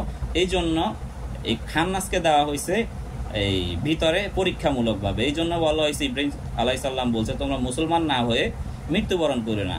তাহলে আমরা নিষ্পাপ থেকে যখন আস্তে আস্তে বুঝতেছি কি যৌবনে পাওয়া দিতে সাথে সাথে কিন্তু আমরা ধর্মের থেকে সরে যাচ্ছি, মানে শান্তির পথ থেকে সরে যাচ্ছি, আমাদের ভিতরে ক্রিয়া কার্যকলাপগুলো শুরু হয়ে যাচ্ছে ষড়রিপুর। এই জন্য আমরা ধর্মের থেকে দূরে সরে যাই। এই জন্য আবার বলেছে তোমরা মুসলমান না হয়ে, মানে পুনরায় মুসলমান না হয়ে মৃত্যুবরণ করে না, মানে মুসলিম না হয়ে, পবিত্র না হয়ে, পবিত্র না হওয়ার আগ পর্যন্ত তোমরা কবরে যাইও না, হ্যাঁ, মৃত্যুবরণ করো না। আচ্ছা, কবর বিষয়টা অন্য বিষয়, আবার একদিন আলোচনা করব। তাহলে আমরা আসি, তাহলে ইব্রাহিম নবী কি বলতেছে? বাপ মা মুসলমান যদি হয় তাহলে ছেলে সন্তান মুসলমান নয়।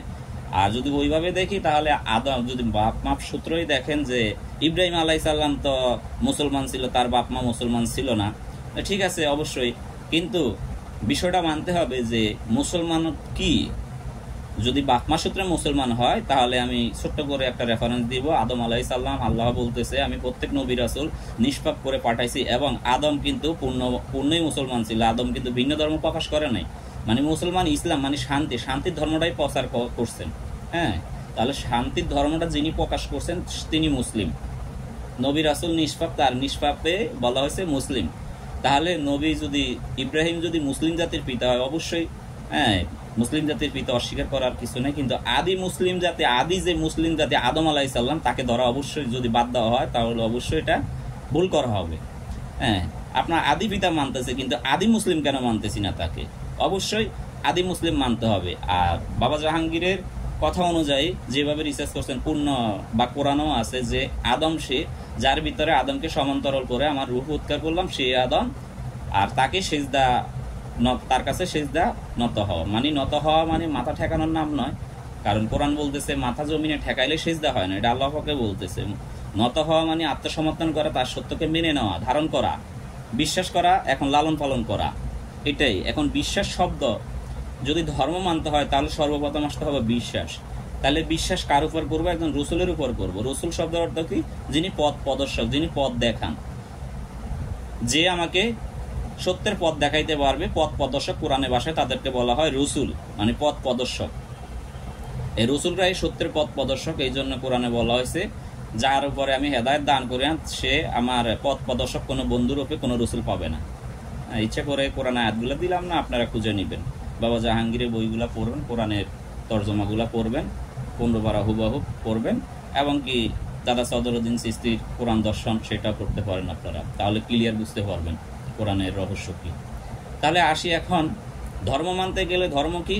মাওলার বিধান, খোদার বিধান, পরম প্রভুর সৃষ্টিকর্তার বিধান, গডের বিধান, যে যে ভাষায় বলেন ভগবান, হ্যাঁ, এরপরে আল্লাহ, হরি, যে বাবা ভাষায় বলেন, পরম সৃষ্টিকর্তা একজন আছে, একমাত্র তার বিধান, তার মূলত ধর্ম, তার বিধানটা কি? তার বিধানটা মেনে নেওয়ার নাম হলো ধর্ম, আর কিছু না।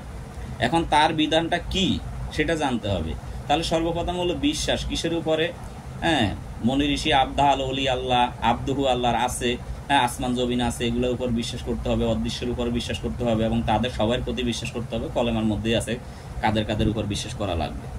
এখন বিশ্বাস হওয়ার পরে আসলো কি? আমি বিশ্বাস করলাম, মেনে নিলাম, তোমার এটা সত্য, এরপরে আসে বিশ্বাসের পরে কালেমা, নামাজ, রোজা, হজ, যাকাত। এখন কালেমা সম্বন্ধে যদি বলা যায়, ইসলামের 5টা রুকন, 5টা স্তম্ভ, খুঁটি, যে ভাষায় বলেন কালেমা, নামাজ, রোজা, হজ, যাকাত। মূলত এই 5টার ভিতরে যে কোনো একটা দিয়ে আপনি পূর্ণভাবে ইসলামে ঢুকতে পারেন, মানে শান্তিতে ঢুকতে পারেন, নিজের মধ্যে ইসলাম শান্তি প্রকাশ করতে পারেন, ভিতরে শান্তি স্থাপন করতে পারেন, মুসলিম হইতে পারেন, নিষ্পাপ হতে পারেন। কি সেই সিস্টেম?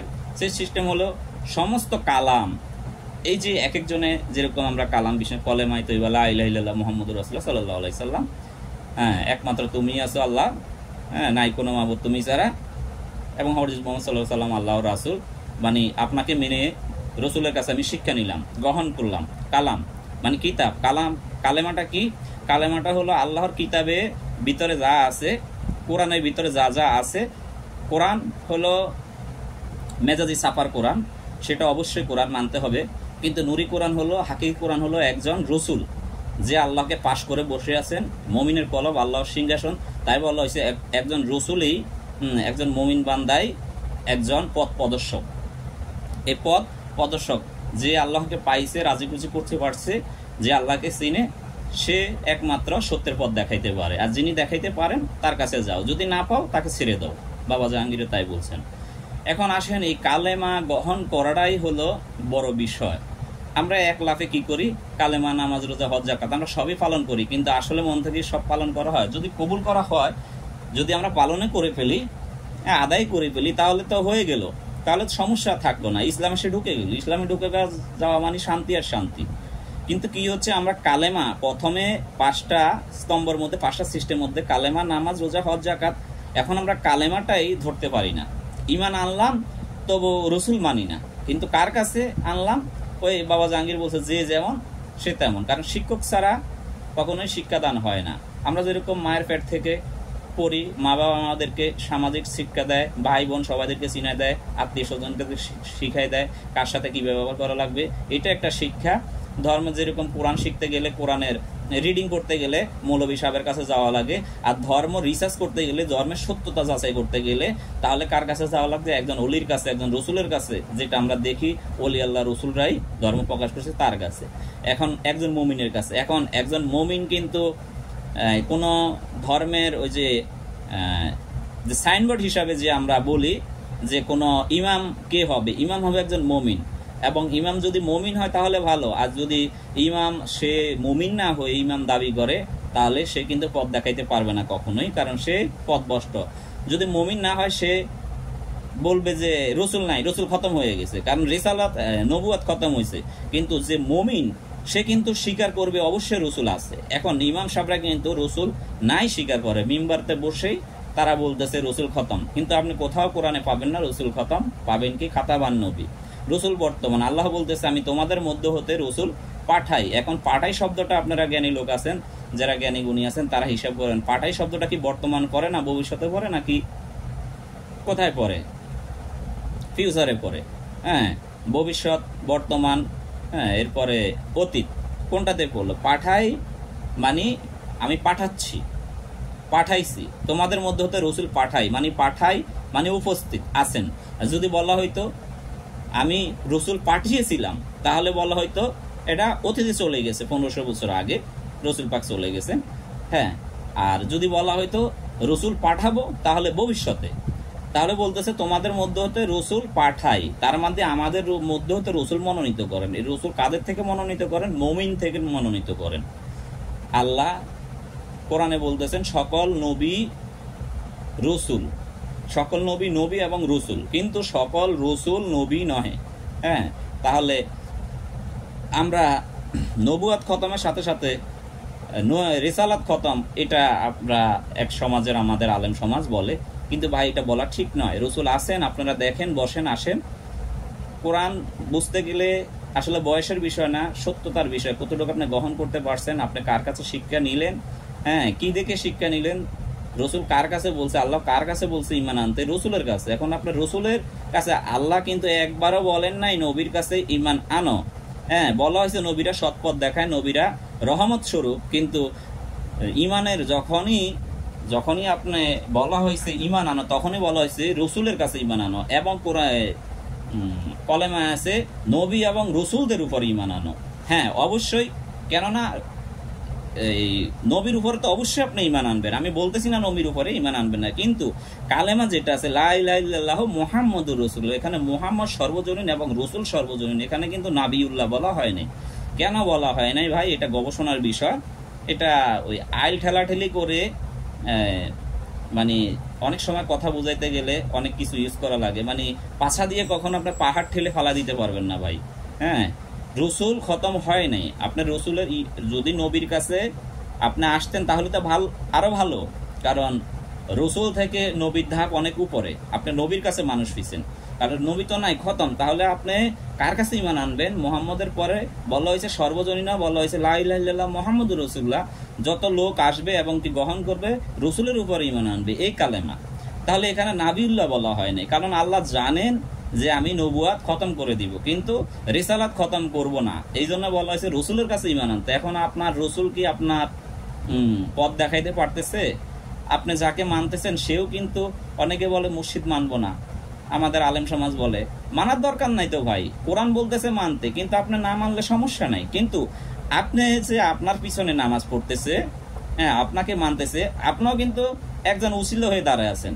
আপনি যদি উসিলা না মানেন তাহলে কিন্তু আপনিও কিন্তু একটা উসিলা, এটা মেনে নিতে হবে। আর যদি আপনি উসিলা যদি সঠিক হন তাহলে অবশ্যই ভালো, আমি আপনাকে সম্মান করি, কিন্তু আপনি যদি মুমিন না হয়ে হ্যাঁ এই রাস্তা দেখাইতে চান, তাহলে আপনি বলতেছেন উসিলা লাগবে না, তাহলে উসিলা যদি না লাগে তাহলে আপনাকে ভাই লাগার দরকার নেই। আল্লাহকে তো সরাসরি ডাক দিলেই পাওয়া যাবে, তাই না? কিন্তু আল্লাহ বলছে যে সরাসরি ডাকলে পাওয়া যাবে না, উদুনি আস্তাজিবলাকুম, একা হয়ে ডাকো, এবং কি একজন রসুল ধরে, ওলিয়া মুর্শিদ ধরে। তাহলে আমরা সমস্ত কালামে যেটা বলতেছিলাম কালেমা, সমস্ত কালাম যখন কিতাব থেকে নিলাম, মানে কিতাবের সমস্ত সত্যতা, মানে সৎবাণী, যে সত্যের পথগুলা বলা হয়েছে, যে কালেমা যে কালাম, যে আয়াতগুলা ধারণ করা হয়েছে কালেমার উপর, নবীর উপরে কি কি, এই সব কিতাব নবীর উপরে ঘটনাগুলো দেওয়া হয়েছে, ভালো মন্দ, এবং এই ভালোটাকে গ্রহণ করা, মন্দটাকে বাদ দেওয়া, ওই ভালোটাকে গ্রহণ করা, সমস্ত কিতাবের রহস্য মেনে নেওয়া, ওইভাবে ধারণ করা, কর্ম করা, ওইটাকে বলা হয়েছে কালেমাকে গ্রহণ করা। কালেমা নেও, বায়াত নাও, বিশ্বাস নেও, মানে মসজিদের স্বভাব চরিত্র আখলাক গুলা নিজের ভিতরে ধারণ করা। কারণ সে জাগতিক ভাবে কি করে সেটা বিষয় নয়, বিষয় হলো সে আপনাকে কি শিক্ষা দিচ্ছে ওইটা ধারণ করতে। কখনোই কোনো মসজিদ কোনো ওলিয়ে কামাল বলে না তুমি খারাপ হও, বিধান নাই, সিস্টেম নাই, তারা বলে যে এগুলা থেকে মুক্ত হয়। তাহলে এগুলা যদি মুক্ত হইতে হয় তাহলে তার কাছে যেতে হবে ভাই। ওলিয়া মসজিদ এটা কোরআনের বাণী, হ্যাঁ, পীর শব্দটা হলো ফার্সি, এটা ফার্সি ভাষায়, এই জন্য আপনি পাবেন না, কিন্তু কোরআনে পাবেন ওলিয়া মসজিদ। আল্লাহ উলি আল্লাহ এলা খাউফুন আলাইহিম ওয়া লা হুম ইহজানুন, হ্যাঁ, ওলি আল্লাহরা মৃত নয় এবং মৃত বলে চিন্তাও করে না, আল্লাহ হুম ইহজানুন, আমি ভিতরে ভিতরে তাদেরকে রিজিক দিয়ে বাঁচায় রাখছি, আল্লাহ বলতেছে। তাহলে আপনি তাদেরকে মৃত বলতেছেন কেন? এবং আলেম সমাজে বলতেছি, আপনি যদি রসুলকে খতম করে দেন তাহলে আপনারাই বলতেছেন মৃত মানুষকে ডাকা ঠিক নয়। হ্যাঁ, সেটা আমিও মানি, মৃত মানুষকে ডাকা ঠিক নয়। তাহলে আপনি কি করতেছেন? আশহাদু আল্লা ইলাহা ইল্লাল্লাহু মুহাম্মাদুর রাসূলুল্লাহ, হ্যাঁ, আশহাদু আল্লা ইলাহা ইল্লাল্লাহু মুহাম্মাদুর রসুলকে ডাকতেছেন, রসুলের আহ্বান করতেছেন এবং রসুলের নাম নিচ্ছেন। তাহলে রসুলকে ডাকা হচ্ছে, কোরআন এলাম মানে আজান মানে এলাম, আহ্বান করা, কার পক্ষ থেকে? রসুলের পক্ষ থেকে। রসুলে ডাকতেছে, বলতেছে, আপনি বলতেছেন রসুল ডাকতেছে, কিন্তু রসুলটা কোথায়? আপনি বুঝলাম আপনি মুয়াজ্জিন ডাকতেছেন, বিল্লালের পরবর্তীর কাজ, বিল্লালে মুয়াজ্জিন ছিল, আপনি বিল্লালে আহ্বান করতে, রসুলের ডাকে সারা দাও, সুপথে এসো, কল্যাণের পথে এসো। আপনিও কিন্তু তাই বলতেছেন, সুপথে এসো, কল্যাণের পথে এসো। কিন্তু আসলো একজন মুসল্লি, কিন্তু শিক্ষা দিল কে? শিক্ষা দিলে একজন ইমাম, অবশ্যই শিক্ষা দিবেন, কিন্তু ইমাম যদি মুমিন না হয় তাহলে সে কিভাবে শিক্ষা দিবে? সে তো রসুল নয়। আর সমাজে যে সত্য কথা বলতে গেলে সবার উপর আপনার ঘাড়ের মধ্যে ধরতে যান, কেন ধরতে জানেন ভাই? কোরআন সূরা বাকারার মধ্যে বলা আছে, যারা আমার কোরআন বিক্রি করে, সামান্য জ্ঞান বিক্রি করে খায়, তাদের কঠিন শাস্তি, তারা বিপদগামী। তাহলে কঠিন শাস্তি যদি হয় আপনারা বিপদগামী, তার মানে আপনি নিজে চিনেন না। নামাজ যদি আল্লাহর সাথে যোগাযোগ হয়, সালাত হলো আরবি ভাষা, নামাজ হলো ফার্সি ভাষা, ইংলিশে কন্টাক্ট, কানেকশন, নেটওয়ার্কিং যাই বলেন, মানে আল্লাহর সাথে যোগাযোগ। তো এখন যোগাযোগ আপনার নাই, আপনাকে বলা হইলে যে আপনি বলেন যে আল্লাহ ভালো জানেন, অবশ্যই আল্লাহ ভালো জানেন, কিন্তু আল্লাহর উপরে দোষ চাপাই দিলেন, কিন্তু নিজে স্বীকার করলেন না, কারণ আপনার নামাজ আদায় হয় নাই ভাই। আপনার নামাজ যদি আদায় হইতো আমি কিন্তু আপনাকে টিটকারি বলতেছি না এবং কি খারাপভাবে বলতেছি না, শুধু জাস্ট আপনাকে কিতাব থেকে, কোরআন থেকে মূল তথ্যটা আপনাকে উঠায় ধরা হইলো। ভাই ঘাড় নত হইলে শিখতে চাইলে শিখবেন, হয়তোবা আমার ভুল হলে আপনি শিখাবেন, বা আমার যদি আপনি ভুল করেন আমি শিখাবো, আর যদি সেটা আমিও না পারি তাহলে গুরুজনদেরকে শিখবো, সেটাই সিস্টেম। এখন আপনি মানতেছেন না কেন? না মানাটা তো এই জিদের কাজ ভাই। হ্যাঁ, আপনি তো এই জিদ না, কারণ আমরা ফতোয়া দিতে পারি না। এই যে এখন সমাজে আসছে, এই তুই কাফের, তুই মুনাফেক, তুই বাটপার, তুই সিটার, তুই হারামজাদা, তুই এই ওই এই, এটা যদি একজন ইমামের ভাষা ব্যবহার হয় তাহলে ভাই শিখবো কার থেকে? একটা সাধারণ মানুষ কার থেকে যাবে? সবাই তো ধান্দায় পড়ে যাবে, গোলক ধাঁধায় পড়ে যাবে, অন্ধকারে পড়ে যাবে। এই জন্য বলা হয়েছে গুরু সে, গু মানে অন্ধকার, রু অর্থ আলো, যে অন্ধকার থেকে আলোর পথ দেন তিনি সদ্গুরু, তিনি গুরু। হ্যাঁ, তিনি পথ প্রদর্শক। হ্যাঁ, এক কথায় বলতে গেলে তিনি রসুল। রসুল হলো আল্লাহর দিনের রাস্তা যিনি পথ দেখাইতে পারেন, তিনি রসুল। হ্যাঁ, আর বলা হয়েছে যে মুমিন বান্দা কখনো কারো থেকে হাত পাতে না, আল্লাহর কাছে হাত পাতে, আল্লাহর কাছে সাহায্য চায়। এবং বলা হয়েছে তোমরা ওই মুমিন ইতিম মিসকিনদেরকে দাও। হ্যাঁ, যেটা সদগা বলেন, আপনারা সদগা জাকাত এক করে ফেলছেন, সদগার জাকাত এক নয়। হ্যাঁ, যদি জাকাত সদগাটাই, যদি টাকাটাই জাকাত হয়, সদগা হয়, বা সদগাটাই জাকাত হয়, তাহলে আল্লাহ বলতেছে সকল নবী রাসূল জাকাত দিচ্ছেন। তাহলে আদম আলাইহিস সালাম কাকে জাকাত দিচ্ছেন? সে তো নবী এবং রসুল ছিলেন। তাহলে আমরা তো শাস্ত্র বা কিতাবে সমাজের হিসাবে আসে, বাপ ছেলেকে জাকাত দিতে পারে না, বা সন্তান পিতাকে জাকাত দিতে পারে না, এবং স্ত্রীকেও জাকাত দিতে পারে না। তাহলে আদম আলাইহিস সালাম কাকে জাকাত দিলেন?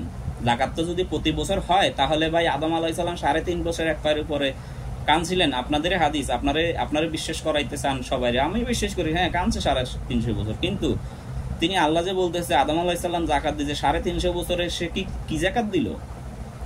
হ্যাঁ, তাহলে বুঝেন জাকাত কি।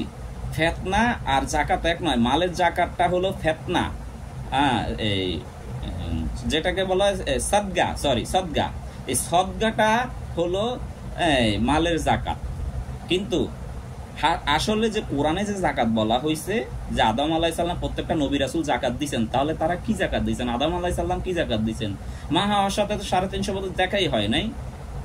যদি থাকতো তাহলে বুঝতে পারতাম যে তার স্ত্রীকে দিয়েছেন, কিন্তু সে তো দেখায় 350 বছর দেখা হয় নাই, গুনাহ মাপেই ছিলেন। অথচ আল্লাহ বলতেছে নবী রাসূল গুনাহ থেকে মাপ, নিষ্পাপ। তাহলে আদমকেও আপনারা গুনাহগার বানায় ফেলতেছেন। কারণ আদম নিষিদ্ধ গাছের ফল বৃক্ষ গ্রহণ করছে, এই জন্য আল্লাহর কাছে গুনাহগার। অবশ্য ঠিক আছে, সেটা কিতাবের হিসাবে ঠিক আছে, কিন্তু আদম গুনাহগার কখন হইল? কখন আদম নিষ্পাপ হইল? হ্যাঁ, আবার আদমের ভিতরে আল্লাহ কখন ঢুকলো, কখন আজাজিলকে বললো সিজদা দিতে, এগুলো অনেক বেদ রহস্য ভাই, একদিনে বলা সম্ভব নয়, বা এক বক্তৃতায় বলা সম্ভব নয়। তাহলে জাকাত যদি ওইটা হয়, তাহলে সে কি জাকাত দিল? যদি টাকাটাই হয়, যেখানে রিয়াল হয় নাই, দেরাম হয় নাই, আবিষ্কার হয় নাই, তখনও তো নবী রাসূল ছিল, তারা কি জাকাত দিল? ভাই আসলে কি, আমাদের অনেক ভাই আছে, সুফি ভাইরা অনেকভাবে অনেকে বলে, কিন্তু আমি বলতে পারি না। হ্যাঁ, শুধু এতটুকু বিনয় করবো, ভাই এটা জাকাত নয়, আপনারা সঠিকটা বলেন। সঠিকটা বলবেন না কেন? এই যে ইতিমের হক মেরে খাচ্ছেন, এগুলা কিন্তু ইতিম কারা? আল্লাহ বলতেছে আল্লাহর রাস্তায় যারা কতল হয়েছে, যারা আল্লাহর রাস্তায় জেহাদে আছে, ধর্মযুদ্ধে জেহাদে আছে, খান্নাসে জেহাদে, মারামারি জেহাদে নয়, কারো বোম ফালায় মারামারি নয়, হ্যাঁ, কারো গলা কাটটা নয়।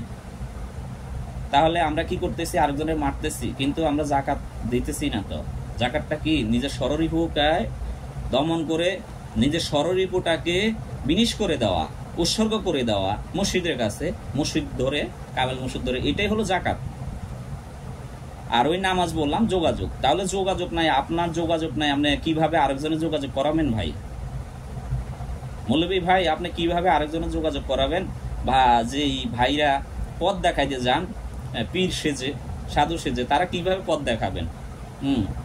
দাবি করেন পীর, কিন্তু পথ দেখাইতে, ভক্ত করে পথ দেখাইতে পারে না। ভক্ত খালি আপনাদেরকে সেবা করে যাবে সারা জীবন, কিন্তু ভক্ত সেবা পাবে না। ভক্ত কি অতটুক যাবে না? বাবা জাহাঙ্গীর বলতেছে তো যে গাউসুল আজমের শান কত বড়, ভান্ডারির শান কত বড়, সেটা মনে করেন বললেও আছে, না বললেও আছে। কিন্তু আপনি কি পাইলেন ভাই? আপনি তো নিজের নকশাকে চিনতে পারলেন না, তাহলে রবকে কিভাবে চিনবেন? মহানবী তো ধর্মের মূল একটা উদ্দেশ্য, ধর্মের মূল আদর্শ হইলো, মূল শিক্ষাই হইলো নকশা থেকে মুক্ত হও, খান্নাস থেকে মুক্ত হও। নিজের নফসকে চিনো, মানরাফা নফসা ফাঁকা দারাফা রাব্বাস, যে নিজেকে চিনতে পারছে সে তার রবকে চিনতে পারছে। তাই আজকে আমি ধর্ম সম্বন্ধে, জন্ম এবং ধর্ম সম্বন্ধে আলোচনা করতে গিয়ে প্রায় 1 ঘন্টার কাছাকাছি হয়ে গেল ভাই। তাহলে আসলে আমি বক্তা নয়, আমি ওইভাবে বলতে পারি না, কিন্তু কোনো এক ভাই চ্যালেঞ্জ করছে যে বাবা জাহাঙ্গীরের সত্যতা চলে যাইতেছে, উঠে গেছে, বা এখন আর এখানে সত্যতা পাওয়া যায় না, আমি একাই অনেক কিছু, আমি সব ভক্তদেরকে টাইনা নিয়ে আসবো, এখানে কিছু নাই, হ্যাঁ অনেক ভিউ আমার হয়, তাদের হয় না, আমি এখন একটা ব্র্যান্ড, আর কেউ নাই, পারলে আসো আমার সাথে। আসলে যদি আপনার ব্র্যান্ড হন, অবশ্যই ভালো ব্র্যান্ড হয়ে যান, সমস্যা নাই, কিন্তু আপনি তো এটা বিশ্বাস করেন বাবা জাহাঙ্গীর অলি বানায়, আবদাল বানায়, গাউজ বানায়, কুতুব বানায়, আপনিও বলছেন, তাহলে আপনি এতটুকু বিশ্বাস করেন না ভাই বাবা জাহাঙ্গীর, পাগল, মুস্তান, আব্দু আরো অনেক বানাইছে ভাই, কিন্তু কেউ বলে না। কিন্তু আমি পাগল টাগল কিছুই না, হ্যাঁ, কিন্তু পাগলের গোলামি কইরা ওই পাগলামি খেতাবটা সাইডে লাগাই রাখছি, পাগল। কিন্তু বিষয় হলো জাগতিক ভাবে কে কতটুকু ত্যাগ দিতে পারছে মাওলার জন্য। মাওলা প্র্যাকটিক্যাল, আল্লাহ প্র্যাকটিক্যাল। আমি সমস্ত কিছু ভোগ করতেছি, কিন্তু আমি বলতেছি আমি ত্যাগ দিয়ে দিছি। আপনি তো নিজেই ত্যাগী হন নাই, তাহলে আরেকজনকে কিভাবে ত্যাগ দিবেন? আর যদি ত্যাগী হয়ে যান ভালো, আপনাকে আমি প্রণাম জানাইলাম, আপনাকে আমি শ্রদ্ধা জানাইলাম, কিন্তু আপনি অনেক উপরে যান, কোনো সমস্যা নাই, মুর্শিদ আপনাকে অনেক উপরে উঠাইছে। কিন্তু আপনি যদি বলেন যে আপনার সাথে পাল্লা দেওয়ার মতো কেউ নাই, আমি তার ভক্ত সব নিয়ে আসব, আমি দেখব, হ্যাঁ, আবার বলেই ফেলছেন যে তারা আপনাকে কপি করে, নতুন করে কিছু বলতে পারেন না তারা, আমি দেখো কিতাব থেকে বলি, অথচ আপনাকে দেখা যায় বাবা জাহাঙ্গীরের সমস্ত কিতাবগুলা সামনে নিয়ে আপনি এক এক করে রেফারেন্স দিচ্ছেন, কিন্তু আমি কিন্তু কোনো কিতাব নেই নাই, হ্যাঁ, কিন্তু আমি কিতাব থেকে বলতেছি, আমি আমার মুর্শিদ কিতাব পড়ছি, আমি আমার মাওলা কিতাব পড়ছি, আমি আমার আলী কিতাব পড়ছি, আমি তাদের অন্তর কিতাব পড়ছি ভাই, একটু পড়ার চেষ্টা করছি, যতটুকু বুঝছি তার থেকে বলতেছি, সামনে অনেক কিছু পাবেন ভাই, অপেক্ষা করেন, হ্যাঁ অপেক্ষা করেন, বিনয়ের সাথে অপেক্ষা করেন, অবশ্যই বুঝবেন বাবা জাহাঙ্গীরের আসল বিনয়টুকু কাদের থেকে বাইর হবে। অনেক ভক্ত ভাই আছে আপনি জানেনও না,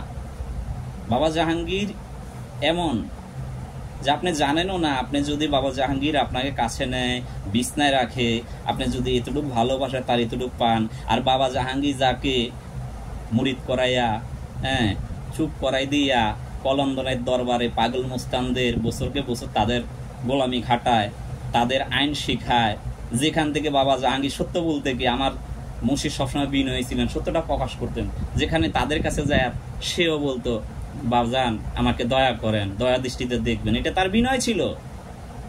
সে বাদশা হয়েও বিনয়ের সাথে বলতো দয়া করেন, তাদেরকে দেখাই দিছে, পরিচয় করে দিছে, বাবা তাদেরকে ছাইরো না, তারা আল্লাহর মুস্তান আব্দুহু।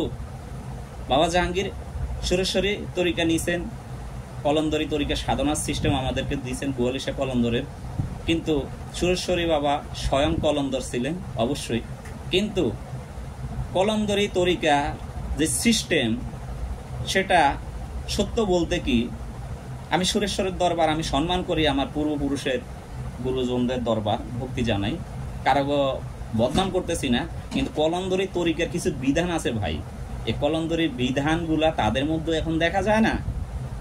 আমি কারো সাপোর্ট নিয়ে বলতেছি না, আমি সুরেশ্বরী কখনো কোনো আওলাদের কাছেও বলতেছি না, কিন্তু তাদের যে বিষয়গুলো ত্যাগের বিষয় সেটা এখন দেখা যায় না। আর যারা দেন তাদেরকে তো বলতেছি না, অবশ্যই দিবেন, অবশ্যই যারা ত্যাগী তাদেরকে বলতেছি না, তাদেরকে আমি তাদের সামনে আমার এই অদমের মাথা সবসময় নত থাকবে, আমি তাদের বিরোধিতা নয়, কিন্তু যারা ভোগ বিলাসিতায় পড়ে আছেন তারা কিন্তু কলন্দরের দোহাই দিবেন না। কেন দোহাই দিবেন না? কারণ কলন্দর হলো মোহমুক্ত মানব সত্তা, কলন্দর কোনো টাইটেল আলাদা কোনো দেওয়ার মতো বিষয় নয়, নামের আগে পড়ে, হ্যাঁ যারা কলন্দর হয় তারাই দিতে পারে। এই জন্য বাবা জাহাঙ্গীরের কাছে চাওয়া ছিল, বাবা তুমি যাদেরকে অনুসরণ করছো তাদের সিস্টেমটাতে আমার সাধনা করাবে। তা আমার মুর্শিদ ওখানে সাধনা তাদের থেকে সিস্টেমগুলো নিয়ে যেভাবে করতে হয়, ত্যাগের বিষয়গুলো জানার পরে তাদেরকে বাস্তব দেখছেন, শুকায় কাঠবড়ি কঙ্কাল হয়ে গেছেন। সিরাজ শাহ কোরাইশি রহমতুল্লাহ আলাই, ফালুসা কোরাইশি পাগলা, ফালুসা বাজান, সিরাজ শাহ বাজান, আক্তার শাহ, আবুল আক্তারউদ্দিন শাহ কলন্দর, তাদের কথা বলছেন, তাদের সিস্টেমে আমাকে কলন্দরি দরবারে সাধনা করাইছেন। হ্যাঁ, তাহলে আপনি ত্যাগের কি বুঝলেন?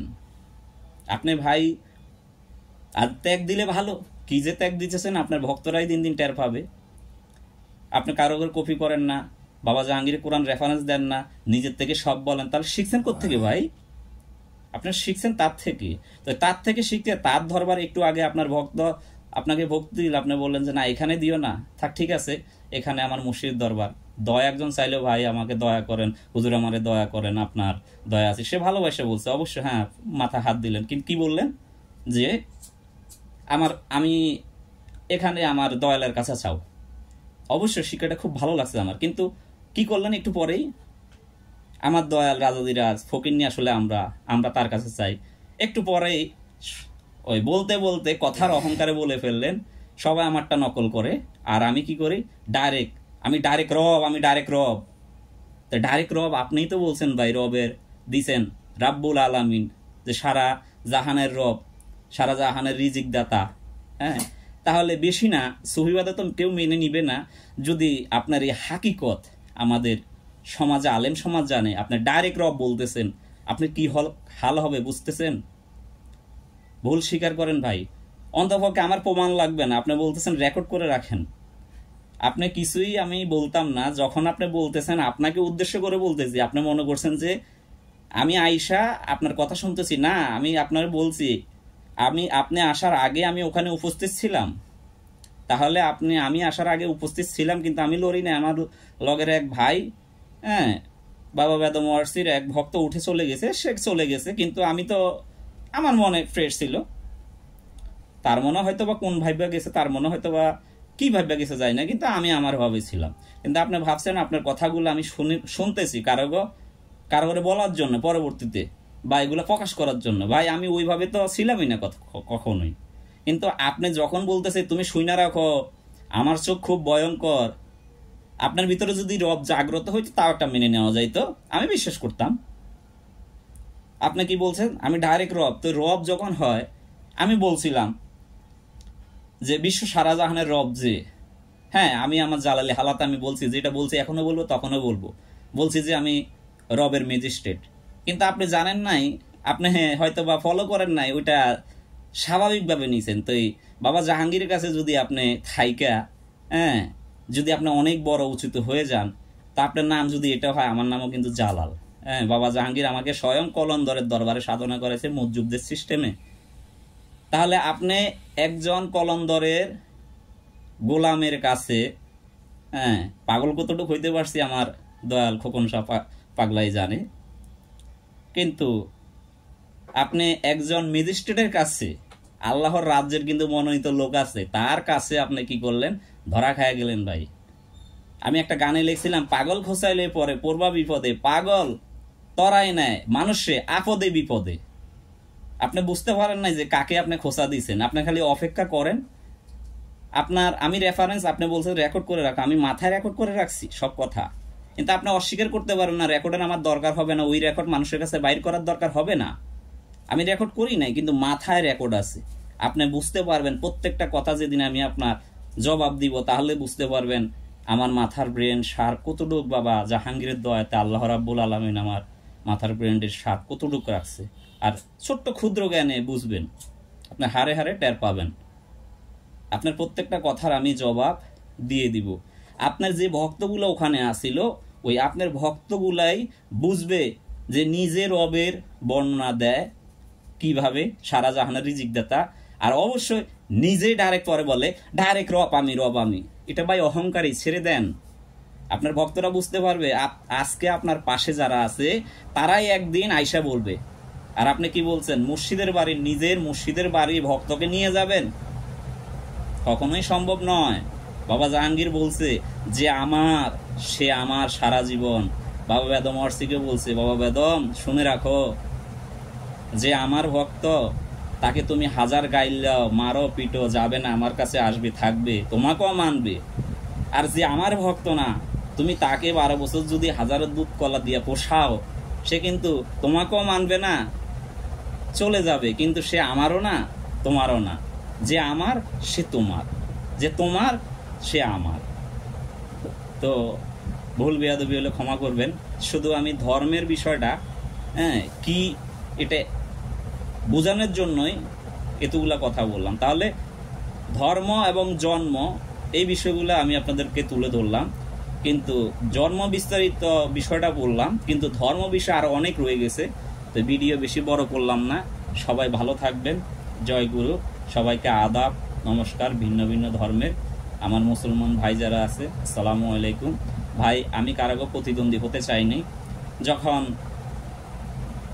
আলী হলো মাওলার মনোনীত একজন নেতার নাম আলী, 1500 বছর আলী, তিনিও হাকিকত আলী, কিন্তু বর্তমান আলী, সেটাও আপনার মানতে হবে। সেটাও মানতে হবে। তো মাওলার মনোনীত যদি কেউ আলী হয়, তাহলে আলী নেতা কর্তা, আলী মুমিনের মাওলা, মুমিনদেরও মাওলা। তো আলীর সন্তানকে আপনি সকলকে আহ্বান করছেন, মুহাম্মদের সাহাবাদেরকে আহ্বান করছেন। যার যার মুর্শিদে মোহাম্মদ প্রশংসিত হয়ে যায় এক সময়, মোহাম্মদ সর্বজনীন, ওই মোহাম্মদের থেকে যখন আলো পায় তখন সেও মোহাম্মদ হয়ে যায়। কিন্তু আলীর সন্তানকে আহ্বান করে ভুল করছেন। কারণ কি, আলীর সন্তান কিন্তু মোহাম্মদের থেকেও রহমত প্রাপ্ত যদি হাকিকতে সন্তান হয়, সময়ের সাথে সাথে সবাই বুঝতে পারবে। আর আলীর সন্তানকে আহ্বান করে ভুল করছেন, কারণ হুসাইন সবসময় যুদ্ধের ময়দানে একা যায়, 10 জন যাওয়া লাগে না। হুসাইন যুদ্ধের ময়দানে একাই যায়, কিন্তু সকলের সামনে সে সর্বদাই সর্বজনীন ভাই প্রকাশ করে দেয়। আপনি ভুল করছেন ভাই, ভুলটা শুদ্ধ করে নেন। আমি আপনার প্রতিদ্বন্দ্বিতা নয়, কিন্তু আমার পীর ভাই হিসাবে আপনি হাকিকতে হয়েছেন কিনা সেটা আপনি জানেন ভালো, কারণ আপনি তো অনেক কিছুই জানেন। কিন্তু এতটুকু জানেন না, যদি আপনার মুর্শিদ ভিতরে জাগ্রহী থাকতো, কিন্তু আপনার আরেকজন ভাইয়ের ভিতরে যে তার মুর্শিদ জাগ্রত, আপনি তাকে শ্রদ্ধা করতেন, আপনি তাকে ভালোবাসতেন। আমার মনে আপনার জন্য প্রেম ভালোবাসাটা ছিল, কিন্তু আপনি আমাকে আঘাত করছেন। সেটা বাবা জাহাঙ্গীরের আদর্শ নয় ভাই।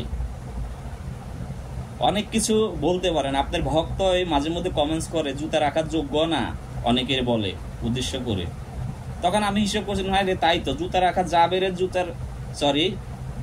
তার জুতা রাখার যোগ্য হবে কেন? কিন্তু তার জুতা রাখার তো আপনারা যোগ্য হবেন। কিন্তু আপনিও কিন্তু তাই বললেন। আমি ওই জায়গায় দেখছো না, এগুলা চলে গেছে, লোকজন গেছে, তখন কি হইল?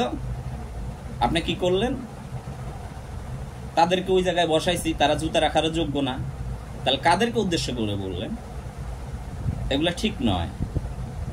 আপনি বলতেছেন, আপনি বললে ধুতি ফাইরা লাইবেন। আমি অনেক আগেই বলছিলাম, আরে মিয়া আপনি তো পিস কিনারে বলেন, আমি তো সামনাসামনি বলতেছি।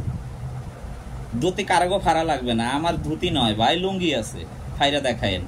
আমি প্রস্তুত থাকবো, বিনয়ের সাথে প্রস্তুত থাকবো, ফাইরা দেখায়েন। যদি আপনি ওইটা হন, আমি জালাল আছি, সমস্যা নাই। আমি মাওলা আলীর সন্তান, আমি হুসাইন আছি, কোনো সমস্যা নাই। নামের আগে পড়া দেখে নিবেন মোহাম্মদ জালাল হুসাইন।